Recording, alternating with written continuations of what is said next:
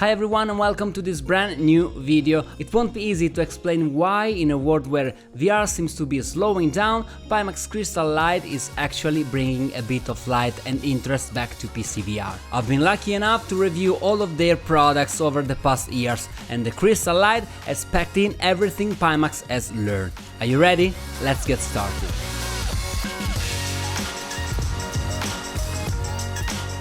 The Pimax Crystal itself was a product that pleasantly surprised me because it managed to eliminate all the major issues that plagued earlier products like the 5K and 8K, which pushed the FOV so far forward that they brought along many problems, for which I harshly criticized them.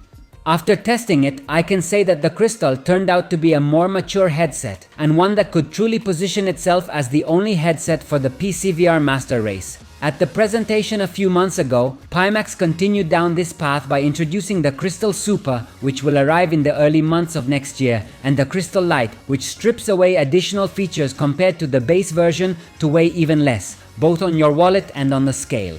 Instead of talking about what it has more, it's easier for me to talk about what the Crystal Light lacks. First of all, it no longer includes the somewhat useless internal processor that Pimax had integrated into the Crystal, hoping for a standalone future. I really appreciate the company for these strokes of genius, but in the end, it turned out to be a bad idea. It also forced the headset to have a battery to recharge, even in wired mode. So just like with the old Pimax models, the company improved the product by removing things. No battery and no internal processor. This alone would have been enough to make the Crystal a better product, but to bring the price well below $1,000, they also removed eye tracking with attached foveated rendering. This loss won't be noticed because unfortunately, this feature has never truly been used in any PCVR game. Not only that, but the motors that regulated the IPD have disappeared. So, what's left of the Crystal project? Well, what really matters in many cases, the 2880 by 2880 LCD display per eye, with the option of a mini LED panel for local dimming. The inside-out tracking of the controllers remains, which is more than sufficient for 95% of games. The refresh rate goes up to 120 Hz, and of course the direct cable connection from the headset to the PC. There's really nothing that, on paper, I'd want to add because we're simple. We needed 4 features and we got them. The field of view remains unchanged as well, at around 110 to 115 and perceived, which makes it the widest among all headsets typically sold. We said that the Pimax Crystal software has improved a lot, and I confirm the stability and consistency of the Pimax Play software even with the Crystal Light.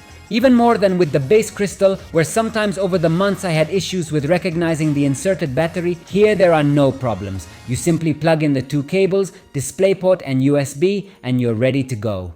Everything remained unchanged, but of course, with all functions that are no longer present compared to the base Crystal disabled, such as local dimming if you choose to take the cheaper model, and eye tracking. Pimax has also introduced its own runtime, Pimax XR, which in several cases provides an excellent experience when you're not forced to stay on Steam VR. It's true that they've removed many things, but unfortunately, the only step Pimax lacks to become sufficiently mainstream is the form factor. While it is very light, having such a bulky shell introduces some inertia which, although true that in VR we don't do somersaults and room scale games on PC, are practically extinct, a headset so much bigger than a Quest or a Rift will really be off-putting for many. Once worn, it's absolutely not dramatic, especially if you use it for sims. But I understand that, to save money, they used the Crystal-based shell design, but this should have necessarily led to a reduction in the headset size by at least 20-30% due to the lack of the standalone processor and other parts. Perhaps the hype bubble around Pimax has somewhat deflated in terms of visibility, but really, this headset in its price range represents something unique. Many of you are still tied to the Valve Index or Reverb G2, but since we're under $900, there's really no reason not to retire those 2 headsets and replace them with this one. Is it just about graphics then? Just resolution? Yes, because the headset doesn't introduce exclusive features never seen before, the controllers don't have never before seen vibrations, and everything is very basic, precisely to serve the resolution. I don't know what would have happened if the Rift S2 had been released as planned instead of being cancelled, because the lack of a reference PCVR headset has pushed many developers to move to Quest 3.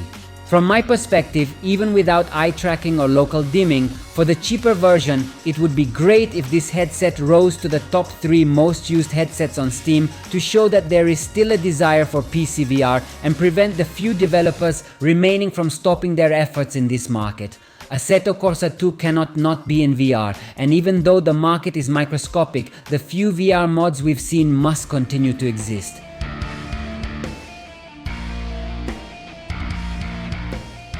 Since we're talking about PCVR, let me take a minute to talk to you about Rocking Legends, sponsor of this video, which physically catapults you on stage, immersing you as only VR can, allowing you to feel part of a real prog rock band.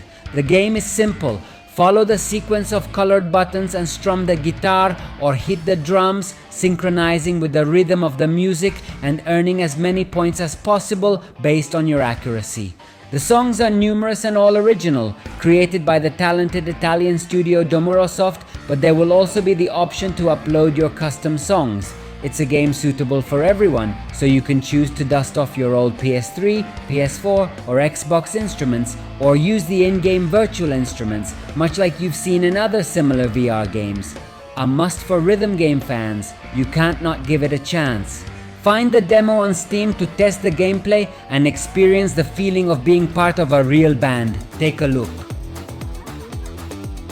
Returning to Pimax, if you think I'm less amazed than expected, it's because the base crystal was already a revelation for me compared to the 5K and 8K.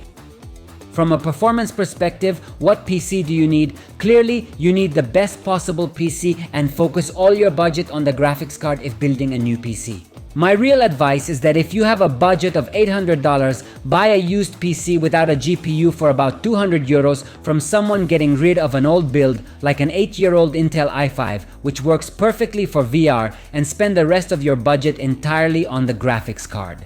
Naturally, in VR, you can lower the resolution when you can't reach 2880 by 2880, and I myself sometimes, to maintain 120 Hz, prefer to play at 2400 by 2400, a resolution I find decent. We'll close this first impressions video after almost a week of intense use by saying that, although I would have never bet on it, Pimax has done an incredible job and seems to be the only one currently pushing into this enthusiast sector at a budget price. The headset on the website starts at $699 in the version without local dimming and without the Deluxe headphones. My advice is to spend as little as possible. Although with local dimming the blacks are darker, we are still not at OLED level, so it's worth spending less to get a good result. For Deluxe audio, get yourself a good pair of headphones and save even more money. With the Pimax Prime plan, it will be possible to pay $599 with 10 days to try it out, then pay 24 installments of $11. At the end of this period, the headset will be yours.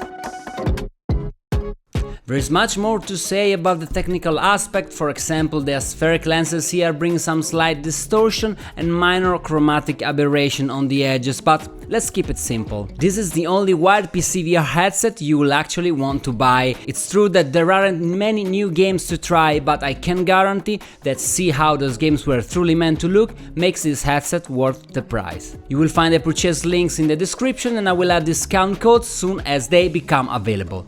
That's all from the Crystal Light from now, thanks and see you in the next video. Take care.